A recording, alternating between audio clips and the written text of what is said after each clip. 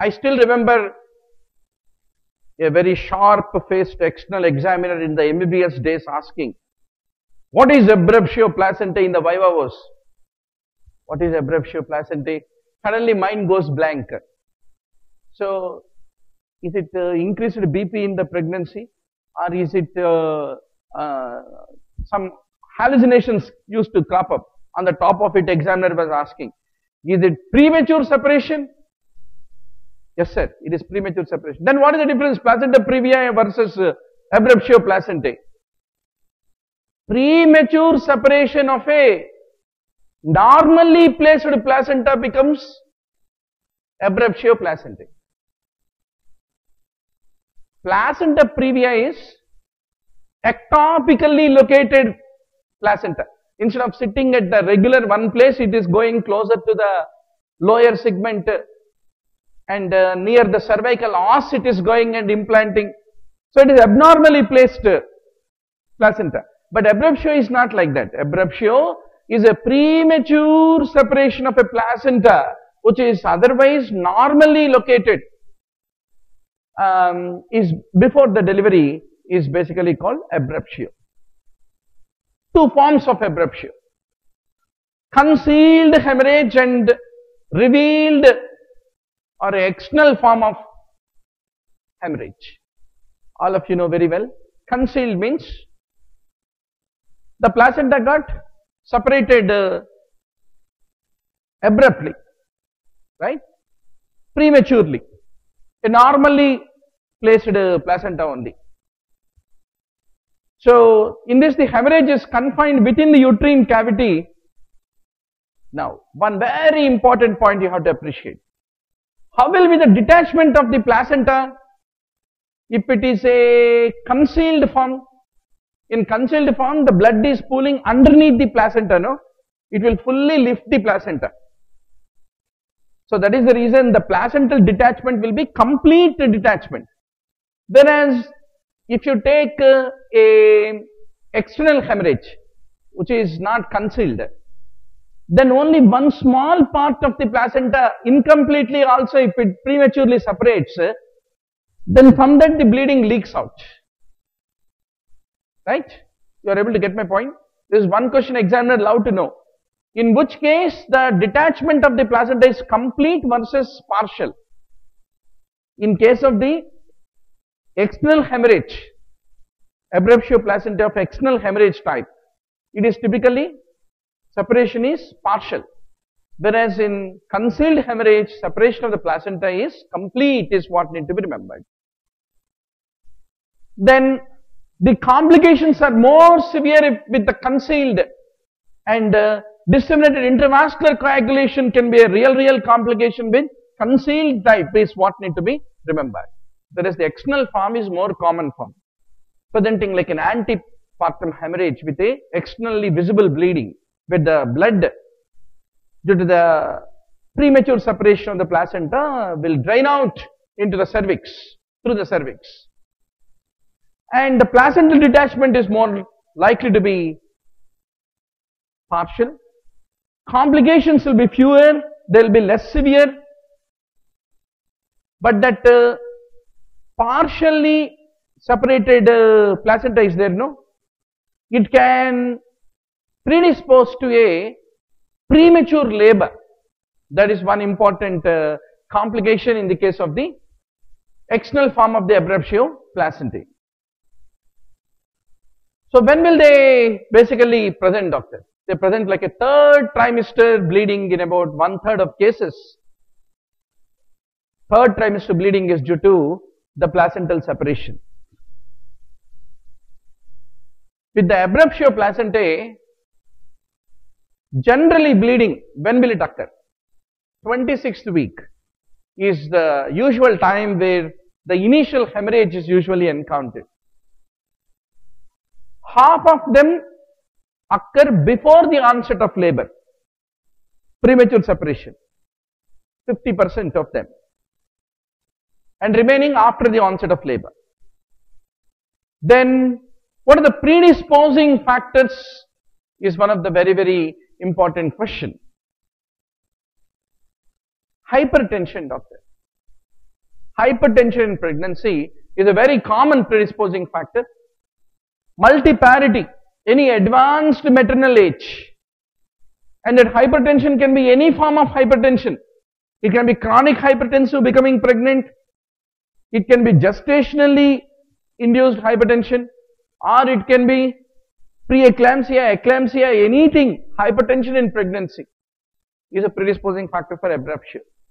Advanced maternal age. It is not nully. Multiparity is an important risk factor. And suppose if twin pregnancy or hydramnios is there, if there is an abnormal distension of the uterus, that also can predispose to premature separation of the placenta in the form of abruptio, is what you need to remember. Any vascular disease like diabetes, SLE, thrombophlebitis, they can also predispose. Any uterine anomalies or any myomas, they can lead to abruptio. Very important. Smoking. Cigarette smoking is the risk factor.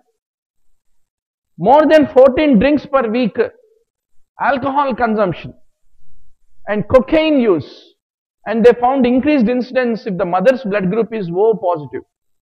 I mean O group, not positive, O group. Only increased incidence. Next time onwards, don't tell every O mother that you will have abruptio. It's a predisposing factor. Now what are the precipitating factors? See, predisposing means risk factors. Precipitating means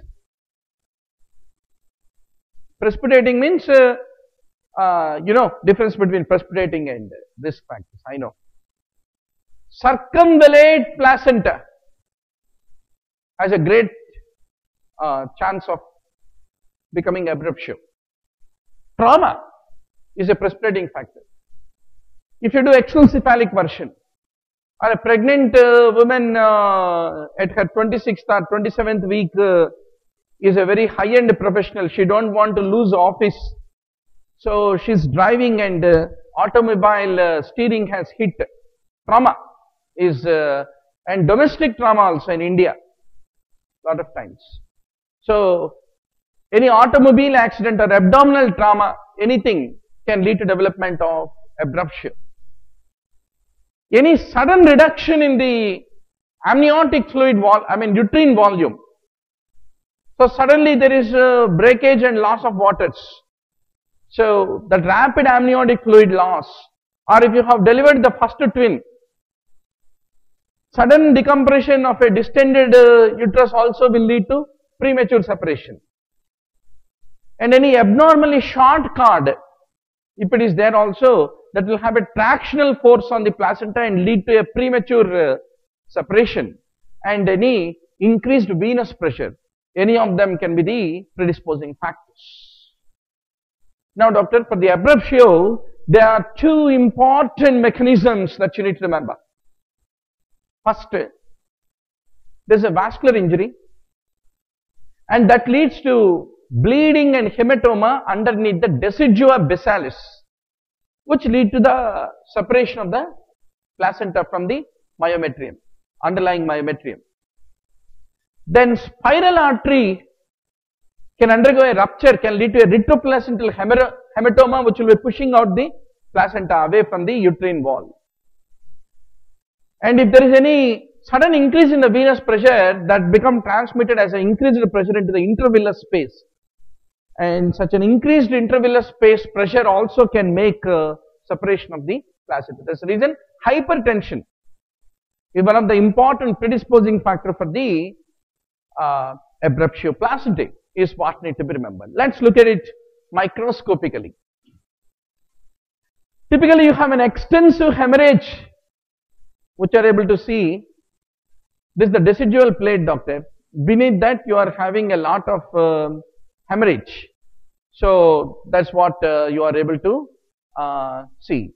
Then this is a large retroplacental hematoma, which is the predisposing factor. A lot of times question is asked, in which situation you have retroplacental hematoma? Classically in case of abruptio. This is another abruptio with a large amount of retroplacental blood clot is what you are able to see. So any placental abruption ultimately lead to fetal asphyxia. That's the reason abruptio can be a predisposing factor for fetal death also. Intrauterine fetal death is what need to appreciate. Now what is Cavaliers uterus? So this bleeding which happens in concealed hemorrhage in abruptio can percolate through the myometrium, and the uterus become typically purplish copper colored ecchymotic indurated organ is called as Cavaliers uterus, and disseminated intravascular coagulation is a real complication of abruptio. Then what are the complications of abruptio which can occur because of the hypoxic vascular damage induced by the shock? Patient can go into acute cor pulmonale, cortical and tubular necrosis, and that hypovolemic injury, hypovolemia with hypoxia to the pituitary can lead to acute pituitary infarction and necrosis, leading to Sheehan syndrome and hypopituitarism as a complication of the abruptio. So how do they clinically present? 1/3 of cases of abruptio, doctor, are small in nature, the amount of bleed. Hence very few symptoms or no symptoms. If it is a larger separation, then it leads to irritability of the uterus. Uterus will go into initially a hypertonic state and abdominal pain will be there. That's the reason, what is a classical clinical dictum? Painful antepartum hemorrhage is equal to abruptio painless. Antepartum hemorrhage become the previa is what you have to basically remember. Then the hemorrhage can be visible or it can be concealed. Suppose it is very extensive, the abruptio, then it will jeopardize the blood flow to the fetus, so fetal distress. Uterus can go into tetany because that Cavalier uterus forming with the dissection of the blood into the layers of myometrium and disseminated intravascular coagulation and hypovolemic shock, anything can occur. So, that increased uterine tonus when you examine and the frequency of the contractions is a very important clue to say that this woman has gone into abruptio.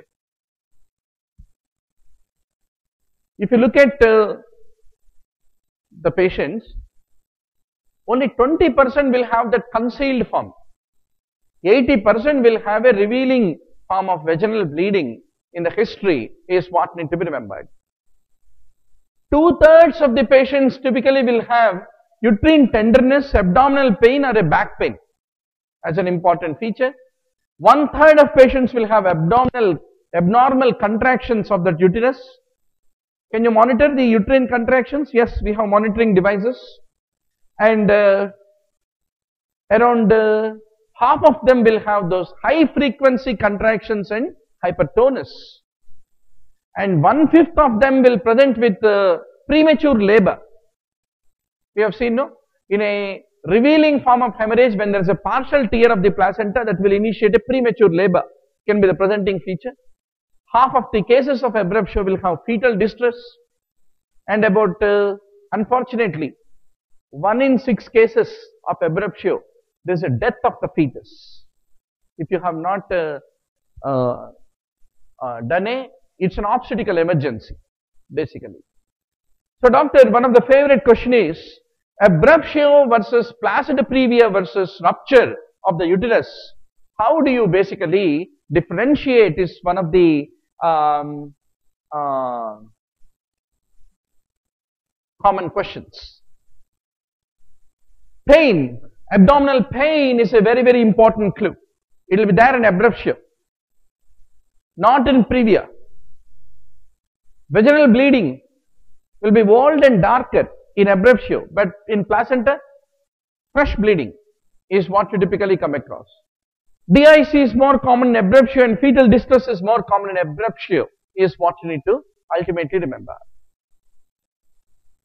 So why, if you want to depend on hemoglobin, the degree of anemia can't be a good and reliable indicator of the degree of hemorrhage in the case of the abruptio. Why? Because when there is an acute blood loss in abruptio due to premature separation of the placenta, initially there is a state of hemoconcentration, right? So that typically will not let the hemoglobin levels to fall down. So hemoglobin and hematocrit changes will take a little longer time in a patient who is in shock with abruptio. So you can't depend on them to say whether the bleeding is there or not. It is not like the GIT bleeding. In an elderly man, if there is a GIT bleeding, anemia is an easy way to catch up. Diverticular bleeding or whatever, angiodysplastic lesions, if they bleed in an elderly man from colon, you can be able to identify. That's not the similar thing in abruptio. So if you do peripheral smear, what you will find? If there is a disseminated intravascular coagulation, what will be there? Consumptive coagulopathy. So thrombocytopenia, presence of cystocytes, and increase in fibrin degradation products, etc., will be there. The age-old technique of discovering abruptio is clot observation test. Basically, in this, what will you do?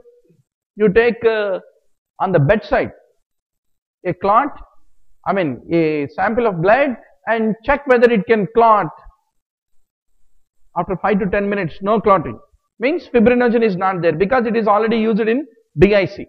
That's how they used to discover, not in the modern time. In the modern time, even if you show a report of, sir, there is fibrin degradation product report also I have done, it is elevated, I am not responsible for the patient's death. If you plead the judge also, he will say, no, you did not swim in the patient's blood to discover. So you have not taken care of the patient properly, judge can pounce on you. This is all evidence-based medicine days, right? So in the earlier days, simple bedside examination used to be when FDP was not there, assays were not there. Even today in rural practice, you are in a remote tribal area. Still, you need to know how to depend on your hands, auscultation, clinical common sense, and clot observation test. So what is the treatment, doctor, for abruptio? Expectant therapy. So what is meant by expectant therapy? Bhagwan ko prarthana karo. Pray the God. Plug and pray. Let everything recover in the patient. And let it be self-limiting in nature. Let her own natural defenses take her over. And you have that spiritual healing hand placed on her uterus, and you are waiting for things to happen from the clouds.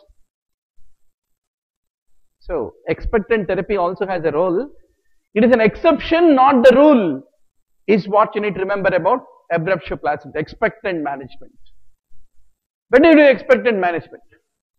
We said 1/3 of the retroplacental hemorrhages which you see in abruptio are small in size and clinically not significant, not hemodynamically very significant. So when mother is stable, other than expectant management, what you have to do? You have to deliver. Vaginal delivery or cesarean delivery, and then get rid of the baby. But if the baby is too immature, because abruptio can occur all the way at 26th week only. At 26th week, baby is in a very primordial stage. Then expectant is required. Or if fetal heart tracing, you have a facility and it is saying assuring fetus, fetal hypoxia has not yet developed, then you can carry on expectant management, but it is only an exception, not the rule of abruptio. So you will place the patient in a labor and delivery suite for about 24 to 48 hours to see that further placental separation is not occurring. Continuous fetal and uterine monitoring is basically done. And suppose if there is any change in the fetal status, if the fetus, actually it is the fetus which will tell, please deliver me out, I can't live in this suffocated conditions of my mom who is placenta is getting separated. Once you get that SMS from the fetus, the blackberry from the fetus, then you can't wait anymore. So earlier they have done a lot of studies. Alright, uterus is going into hypertonic state. Shall we give some tocolytic therapy in this situation? See, if you are working in emergency medicine, for anything, first where will your hands go to? If somebody had a cardiac arrest or whatever the situation, adrenaline, atropine and DC shock pads, your hands will be running around. For oxidation also, either tocolytics or oxytocics, they are the few immediate medicines which are available. So is there any role for tocolytics because uterus is hypertonous? They said by relaxing the uterus, can the separation of the placenta can be slowed down? Some studies said good, some studies said bad. So there is no consensus or a conclusive trial that tocolytic therapy can help to slow down the process of that premature separation, because hypertonic uterus is a consequence of the separation, not a cause of separation. So if you make it relaxed, how will you stop the progression of the separation? So that's the reason tocolytics query. Now what are the emergency measures? Vaginal delivery. So what are the indications? Because the mere presence of abruptio is not an indication for cesarean. So vaginal delivery. Suppose if the degree of separation is limited, placental separation. If the heart rate of the fetus is reassuring, and if the placental separation is extensive but the fetus is dead, there is no betting on cricket on a rainy day. When there is no match, where is the point of betting? So cesarean is no more indicated if the fetus is already dead. So if placental separation is extensive but the fetus is dead, or you are doubtful about the viability of the fetus, there is no point in subjecting the mother to cesarean, right? Then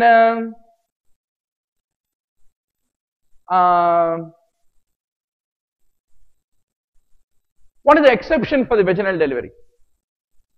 Suppose if the hemorrhage is uncontrollable, then that becomes an indication to save the mother's life, to go for emergency, because she can't push the fetus out with in a shock state. So then that becomes the indication. Now you thought, okay, let me carry on vaginal delivery. How will you do the induction? Is there any role for induction basically? So if the active labor does not begin shortly, first you will do amniotomy. With the amniotomy you expect labor to begin. But if the labor doesn't start, then there is a role for oxytocin infusion. But what is the purpose of giving oxytocin? To make uterus become tonic to expel the fetus. No, already abruptio placentae uterus is in a tonic state. So most of the times you do amniotomy, then the full tonic uterus will kick the baby out. So there is no need of induction, generally is not required. And 50% of abruptios only are before the onset of labor. That's the point you need to appreciate. Then suppose if the uterus is extremely spastic, then what is the way to judge the progression of the fetus? How will you say that okay, the fetus labor is going on progressively? In that scenario, you can only depend on the cervical dilatation as a way to judge how the progression of the labor is happening in view of the tense uterus in a case of abruptio placentae. So these are the two common questions. Any role for oxytocin infusion? Generally post amniotomy, already uterus being hypertonic, it will be able to take the labor forward. But oxytocin to give, there is no contraindication, so it is a hypertonic uterus. Then second important thing is the progression of the labor in view of a hypertonic uterus. How will you monitor? In a case of abruptio, it is basically by watching the cervical dilatation is the important index.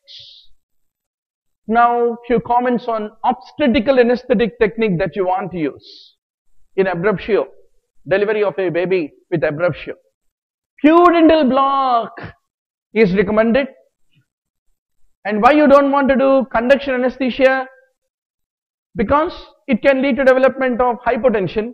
Already the woman with abruptio is in a hypovolemic state, so it is not good. Then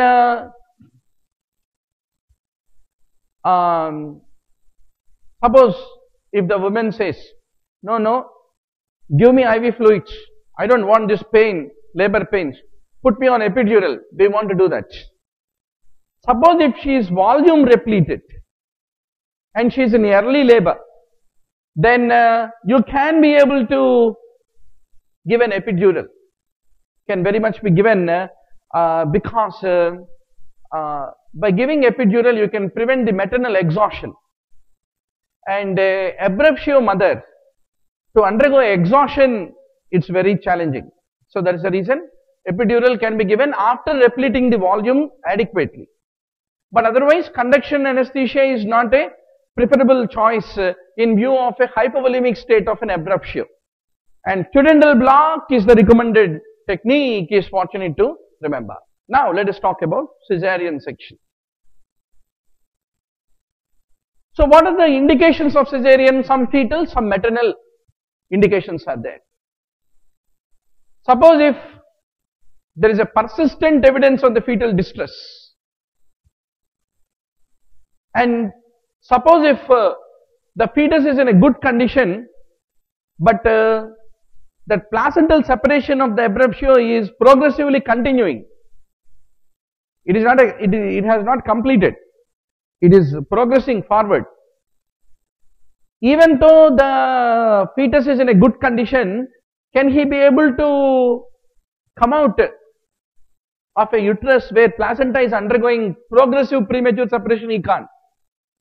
So that becomes a fetal indication for cesarean. Then one more important situation is, suppose you have a nulliparous patient and due to that hypertonic uterus, the cervical dilatation is not happening at the expected rate, then that also becomes a fetal indication.